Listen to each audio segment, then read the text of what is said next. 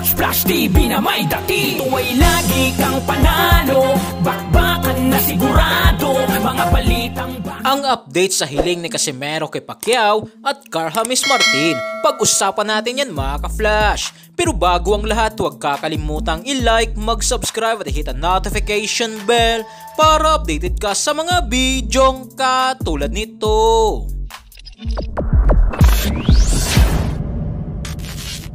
Sa update nga po mga ka-flash, para kay rank number 2 contender sa WBO Super Bantamweight Division, Carl-James Wonderboy Martin, matapos ang 2 buwan na bakasyon dito sa Pilipinas, ay muling araw itong babalik sa Amerika upang ipagpatuloy ang kanyang pangarap na ngayong taong 2025 nga po mga ka-flash, ay maraming araw ang nakalatag mula sa kanyang promoter na si MP President Sean Gibbons. Dagdag pa dito ni Carl-James Martin na target nga raw nila mapalaban ito sa world title. Kaya dahil dito ay talagang sobrang nagpapasalamat nga raw si Martin kay Sean Gibbons sa PBC at TGB sa planong pagbibigay sa kanya ng laban para sa world title.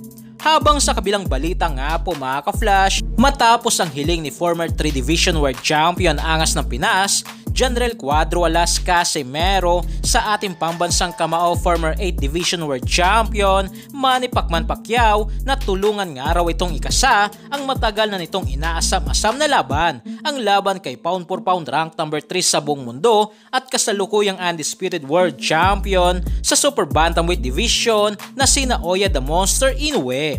Subalit matapos ang ilang linggo ay still wala pa rin nga pong sagot dito si pambansang kamao Manny Pacquiao na kung tutulungan pa ba niya si Casimero o hindi. Na sa mga hindi nakakaalam, kusa nga pong kumalas si Casimero sa MP Promotion dahilan para mawalan ito ng direksyon sa pangarap nitong laban kay Naoya Inoue. Andyan nga po na natanggal sa kanya ang WBO na titulo noong gumamit ito ng Sauna versus Paul Butler. Ngayon naman, sa huling laban ni Casimero versus Saul the Beast Sanchez ay nag-overweight na naman nga po si Casimero dahilan para maban si Casimero sa bansang Japan ng 1 taon.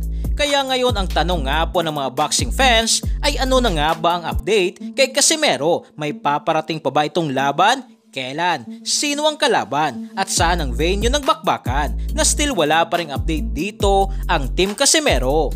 Sa YouTube channel naman nga po mga ka-flash ng kaibigan ni Casimero na si Koyang Joseph, sa YouTube channel nito na Pinoy Sakalam YouTubers, ay nag-live nga po ito at may title na General Casimero on 126 Featherweight Division, na dito ay mukhang nagpapahiwatig nga po ito mga ka-flash na pinag-iisipan ngayon ni Casimero kung aakyat na lang ba ito sa mas mataas pang division, na maliban nga po mga ka-flash na hindi siya nilalabanan ni Inoue dahil sa wala itong titulong hawak, ay hirap na rin nga po si Casimero na makuha ang tamang timbang sa 122 pounds division matapos mag-overweight sa huling laban nito versus Saul the Beast Sanchez. So yan lang para sa ating balitang boxing. Ano ba ang masasabi nyo tungkol dito?